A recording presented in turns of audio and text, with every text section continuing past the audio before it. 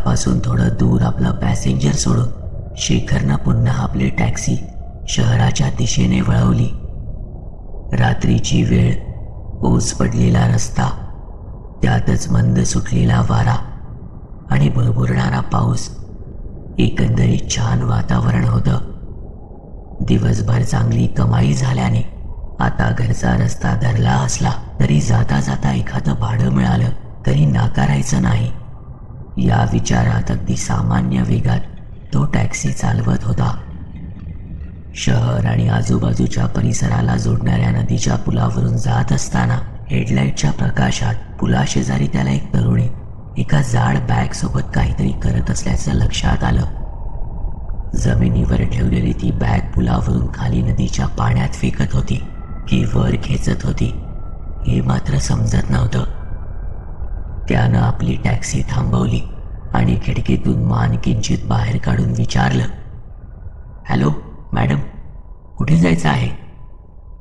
शेखरचा आवाज ऐकताच ती तरुणी काहीशी गोंधळली. हां, कुठे नाही.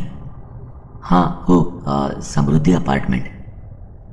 तिची गोंधळलेली ती अवस्था पाहून शेखर आपल्या टॅक्सीतून खाली उतरत म्हणाला, थांबा, तुमची बॅग मी गाडीच्या तिकीट ठेवतो.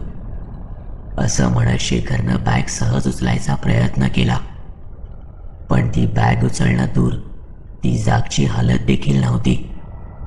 बॅगकडे पाहत तो म्हणाला, अहो मॅडम, सगळं साहित्य एकाच बॅगमध्ये भरण्यापेक्षा आणखी एक बॅग केली असती तर तुम्हाला पण आणि मला पण इतका त्रास झाला नसता. इतकं बोलून शेखर स्वतःच केलेल्या विनोदावर खळखळून हसू लागला, पण ती तरुणी मात्र गंभीरपणे त्याच्याकडे पाहत तशीच उभी राहिली. यावेळी मात्र काहीच न बोलता शेखरने ती बॅग जोर लावून उचलत गाडीच्या तिकीट ठेवली आणि दोघांचा प्रवास सुरू झाला.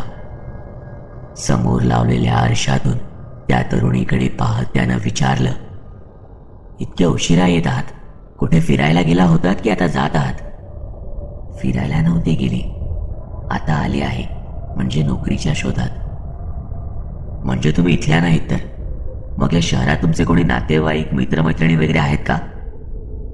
हो, एक मित्र आहे. नाही म्हणजे होता. नाही म्हणजे आहे. होता की आहे? म्हणजे तुमचं त्याच्यासोबत काही भांडण वगैरे झालं का? किंवा त्याची तुमच्याशी मैत्री होती पण आता त्याच्याशी मैत्री ठेवायची नाही, म्हणजे त्यानं तुमच्याशी काही दगाफटका केला, असं काही झालंय का? शेखरचं बोलणं ऐकून ती तरुणी किंचित हसून म्हणाली, असंच काहीसा समज, पण माझ्याशी दगाफटका करणाऱ्यांना मी सोडत नाही. तिचं बोलणं ऐकून शेखर गमतीने म्हणाला, जरा रागीटच दिसताय. बाकी दगाफटका करणाऱ्यांसोबत काय करता बरं? ती काहीशी गंभीर स्वरात सांगू लागली, मी लहान असतानाची गोष्ट आहे. आम्ही सर्व लहान मुलं एका जुन्या पडक्या वाड्याच्या अंगणात आंधळी कोशिंबीर खेळत होतो. माझ्यावर डाव आला, डोळ्यांवर पट्टी बांधली गेली, पण कोणाचाच आवाज येईना, म्हणून पट्टी उघडली तर मी त्याच पडक्या वाड्याच्या तळघरात होते आणि बाहेरून दरवाजा बंद करून सर्वजण पळून गेलेले. त्या अंधाऱ्या खोलीत मी एकटी आहे कळल्यावर मी खूप घाबरले, ओरडले, किंचाळले, पण कोणीच मला तिथून बाहेर नाही काढलं. कशीबशी मागील पडक्या भिंतीला लाथा मारून मी बाहेर पडण्यापुरता जागा केली आणि बाहेरही पडली. घरी आल्यावर माझ्या लहान मित्रांना जाब विचारला, पण त्यांनी सांगितलं की आम्ही नाही तर गल्लीत राहणाऱ्या त्या खोडकर मुलानं तुला वाड्यात कोंडून ठेवलं होतं. या घटनेनंतर पुन्हा त्या मुलाने एका मुलीला झाडाच्या उंच फांदीला अडकवलं. आम्ही सर्व ओरडून त्याला विरोध करत राहिलो, पण तो तिला तसाच ठेवून पळून गेला. ती मुलगी जोरात खाली पडली आणि तिचा पाय फ्रॅक्चर झाला. तिचं बोलणं ऐकून शेखर किंचित हसून म्हणाला, लहानपण असंच खोडकर असतं, पण त्यानंही असं नव्हतं करायला पाहिजे. मस्करी जीवावर बेतेल असं करू नये. बाकी तुम्ही धाडशी निघालात. हा, आज या गोष्टी आठवल्या तरी त्या मुलाला देखील हसू येत असेल ना? नाही, कारण एकदा स्कूल बसने घरी येताना तो बसमधून खाली पडला आणि मागून आलेल्या वाहनाची धडक बसली. अरे रे, त्या अपघातात त्याला काही लागलं का? शेखरचं बोलणं ऐकून ती किंचित हसून म्हणाली, हो, काही दिवसांनी संपला. तुझ्यासारख्या सर्वच लोकांना तो अपघात वाटला. आणि तिच्या चेहऱ्यावर एक क्रूर हास्य पसरलं. पण तिचे शब्द ऐकून शेखरच्या अंगावर मात्र सरसरून काटा आला. अगदी निशब्दपणे तो गाडीचं स्टिअरिंग सांभाळून समोरच्या निर्मनुष्य रस्त्याकडे पाहत होता. मगापासून गमतीने बोलणाऱ्या शेखरला एकदम शांत झालेलं पाहून ती म्हणाली, काय झालं? भीती वाटते का? भीती? मला भीती का वाटावी? हो, तुला भीती का वाटावी ना? एक अबला एकटी हतबल मुलगी काय करू शकते? शेखरनं कोणतीच प्रतिक्रिया दिली नाही. हे पाहून ती पुन्हा म्हणाली, काय झालं? मी बरोबर बोलते ना? मध्यरात्रीची वेळ, निर्जन निर्मनुष्य रस्ता, एकटी मुलगी तुझ्यासारख्या ताकदीनं कितीतरी पटीने अधिक असलेल्या पुरुषाचं काय करू शकते? शेखर काहीच न बोलता शांतपणे गाडी चालवत होता. वर लावलेल्या काचेतून शेखरचा गंभीर झालेला चेहरा पाहत ती पुन्हा म्हणाली, त्याला देखील असंच वाटलं होतं. तिचा गंभीर आवाज ऐकून शेखरनं विचारलं, त्याला कोणाला? तोच, ज्याच्या विश्वासावर मी इतक्या दूर नोकरीसाठी आले होते. मला वाटलेलं तो चांगला मित्र आहे, माझी मदत करेल, पण त्याचा हेतू वेगळाच निघाला. म्हणजे काय झालं? समोरच्या त्या आरशातून शेखरकडे पाहत ती म्हणाली, म्हणजे त्याला वाटलं होतं की या अनोळखी शहरात एकटी मुलगी, ना कोणी नातेवाईक ना कोणी दुसरे मित्रमैत्रिणी, ही माझं काय बिघडवणार, पण मी मात्र. इतकं बोलून ती मंद हसत गाडीच्या किंचित तुकड्या खिडकीतून बाहेरच्या मिट्ट काळोखात पाहू लागली. वातावरण अधिकाधिक गंभीर बनत चाललं होतं. शेखर काहीसा अस्वस्थ झालेला आणि त्याची ही अस्वस्थता त्याच्या चेहऱ्यावर स्पष्ट दिसत होती. आपली नजर किंचित तिरकी करत त्यानं समोरच्या आरशात पाहिलं तर ती तरुणी अगदी शांतपणे बाहेरचा तो निर्मनुष्य ओसाड परिसर पाहत तशीच बसून होती. तिला पाहताना शेखरच्या मनात असंख्य विचार घुटमळू लागले. ही पोरगी मला जरा सायकोच वाटते.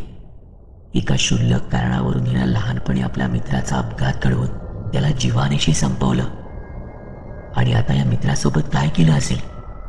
याला देखील ठारच केलं असणार. ही वाटतेच तितकी विचित्र. बरोबर, आता लक्षात आलं, तिची बॅग इतकी जड का आहे? या सायको मुलीनं आपल्या या मित्राला देखील ठार केलंय आणि कदाचित त्याचं प्रेत त्या बॅगेत कोंबलंय. म्हणजे मगाशी त्या पुलावरती प्रेत लपवलेली बॅग नदीच्या पाण्यात फेकायला आली होती. तर मला पाहताच ती दचकली कारण तिचा प्लॅन फसला. असा विचार करतच शेखरनं वर लावलेल्या आरशातून तिच्याकडे पाहिलं तर ती अगदी निसंकोचपणे बसून होती. त्यानं आपली नजर समोरच्या उसाड रस्त्याकडे वळवली आणि मनात म्हणाला, असं वाटतंय टॅक्सी थेट पोलीस स्टेशनमध्ये न्यावी आणि या सायको मुलीचं सारं पितळ उघडं करावं. पण ही इतकी कपटी वाटते की तिच्या मित्राच्या खुनात मला पोलिसात अडकवेल. कसला विचार करतोयस? तिचा शांत धीर गंभीर आवाज कानावर पडला आणि शेखर आपल्या विचारातून बाहेर आला. काही नाही. तुझ्या आवाजात कसलीशी भीती अस्वस्थता जाणवते. तिचं बोलणं ऐकून शेखर स्वतःला सावरतच म्हणाला, भीती? मला नाही हो. ठीक आहे, अपार्टमेंट आलंय, गेटमधून आत घे. शेखरने त्या अपार्टमेंटकडे नजर टाकली आणि गाडी गेटमधून आत घेतली. रात्रीचा 1 वाजला होता, त्यामुळे कोणी जागं असेल ही अपेक्षा व्यर्थ होती. वॉचमनच्या केबिनवर नजर टाकली तर तिथे वॉचमन नावाचा प्रकार असेल यावरूनच विश्वास उडाला. एका रिकाम्या जागी टॅक्सी थांबवत शेखर खाली उतरला आणि गाडीच्या मागे जात डिक्की उघडत त्याने बॅगवर नजर टाकली. क्षणभर तो त्या बॅगला निरखून पाहू लागला. कदाचित त्या बॅगेत काही हालचाल होते का, किंवा कुठे आजूबाजूला रक्ताचे डाग दिसत आहेत का, हे बारकाईने न्याहाळत होता. पण तिची नजर आपल्यावरच खेळली आहे हे लक्षात येत असताना डिकीतून ती बॅग उचलून जमिनीवर किंचित आपटलीच. हे पाहून ती मुलगी काहीशी रागातच म्हणाली, अरे सावकाश ठेव ना, आपटतोस काय? तिच्या तोंडातून बाहेर पडलेले शब्द ऐकताच शेखर किंचित हसून पण संशयित नजरेने बॅगकडे पाहत म्हणाला, तुम्ही तर अशा घाबरताय जसं बॅगेत साहित्य नाही तर माणूस आहे, आणि बॅग आपटल्यानं त्याचं डोकं बिकं फुटेल. पण त्यावर काहीच प्रतिक्रिया न देता ती तरुणी म्हणाली, माझ्या मोबाईलची बॅटरी संपली आहे, तुमचा फोन देता का प्लीज? शेखरचा नाईलाज झालेला. काही न बोलता त्यानं मोबाईलचं लॉक काढलं आणि मोबाईल तिच्या हातात दिला. एक नंबर डायल करून ती काही अंतरावर उभी फोनवर बोलू लागली. तसा शेखर मात्र टॅक्सीमध्ये येऊन बसला आणि काही अंतरावर पाठमोऱ्या उभ्या त्या तरुणीच्या हालचाली बारकाईनं पाहू लागला. काहीशी निराश होऊन ती टॅक्सीजवळ आली. मोबाईल शेखरच्या हाती देऊन विनंतीच्या स्वरात म्हणाली, माझी मैत्रीण फोन उचलत नाही, कदाचित गाठ झोपली असावी, आणि इतकी जड बॅग तिसऱ्या मजल्यावर न्यायची म्हणजे? शेखरचा नाईलाज झालेला. मोबाईल खिशात सरकवत ती जड बॅग कशी बशी उचलून अपार्टमेंटच्या दिशेने चालू लागला. शेखरनं मोठ्या आशेनं अपार्टमेंटच्या लिफ्टकडे पाहिलं. तशी ती तरुणी म्हणाली, लिफ्ट बंद आहे. 3 मजले जिना चढून शेखर अक्षरशः घामानं भिजला होता. एका खोलीजवळ जात ती तरुणी थांबली आणि पैसे देण्यासाठी आपली पर्स पाहू लागली. अरे देवा, पर्स खाली टॅक्सीतच राहिली वाटतं, 2च मिनिटात घेऊन येते. आता मात्र त्याला काहीसा रागच आला. तिच्याकडे संशयित नजरेनं पाहत शेखर म्हणाला, मगाशी म्हणालात या शहरात तुमची कोणी नातेवाईक किंवा मैत्रीणही नाही, आणि आता मैत्रीण तयार झाली. ही इतकी जड बॅग, नक्की काय चाललंय तुमचं? शेखरचं बोलणं ऐकून ती काहीशी गोंधळली. अहो बॅग माझीच आहे, तुम्ही का घाबरताय? पळून नाही जात, 2च मिनिटं. एवढं बोलून ती घाई जिन्याच्या दिशेने चालू लागली. शेखर मात्र काहीसा रागातच तिच्या पाठमोऱ्या आकृतीकडे पाहत राहिला. थोडा वेळ वाट पाहत तसाच उभा राहिला. तो जिन्याच्या पायऱ्या चढून कोणीतरी वर वेगानं येत असल्याचं लक्षात आलं.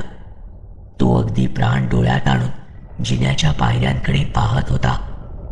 पण पावलांच्या आवाजावरून वाटत होतं की एक नाही तर 2 ते 3 लोक असावीत. तो भोवया आकसून जिन्याकडे पाहू लागला आणि पुढच्या क्षणी एक सब इन्स्पेक्टर आणि 2 कॉन्स्टेबल त्याच्या दिशेने चालत येत असल्याचं पाहून त्याच्या पायाखालची जमीनच सरकली. भीतीने क्षणातच त्याचा घसा कोरडा झाला आणि एकामागोमाग एक विचार डोक्यात घुमायला लागले. त्या सायको तरुणीनं मला पद्धतशीर अडकवलंय. मगाशी माझ्या मोबाईलवर तिनं आपल्या मैत्रिणीला नाही तर पोलिसांना फोन केला होता, आणि आता खाली जाऊन पोलिसांना सांगितलं असणार की खुनी आणि प्रेत 3ऱ्या मजल्यावर आहे. चायला कुठे दुर्बुद्धी सुचली आणि 4 पैशांसाठी हिला बघून टॅक्सी थांबवली. हे बॅगपासून लांब हो, तिथं भिंतीजवळ उभा राहा. इन्स्पेक्टर साहेबांचे करड्या आवाजातील ते शब्द ऐकून शेखर हतबल झाल्यासारखा भिंती शेजारी उभा राहिला. इव्हाना आजूबाजूच्या फ्लॅटमधील काही लोक आपापल्या अर्धवट उघड्या दरवाजातून बाहेर पाहू लागले. तसा एक कॉन्स्टेबल पुढे आला आणि जमिनीवर ठेवलेल्या त्या मोठ्या बॅगची चेन खेचायला सुरुवात केली, आणि सर्व उपस्थितांच्या नजरा त्या बॅगवर स्थिरावल्या. शेखर तर धीर सुटल्यासारखा फक्त पाहत होता. चेन हळूहळू सरकवत बॅग उघडली आणि शेखरची भीती खरी ठरली. बॅगेत एक प्रेत होतं.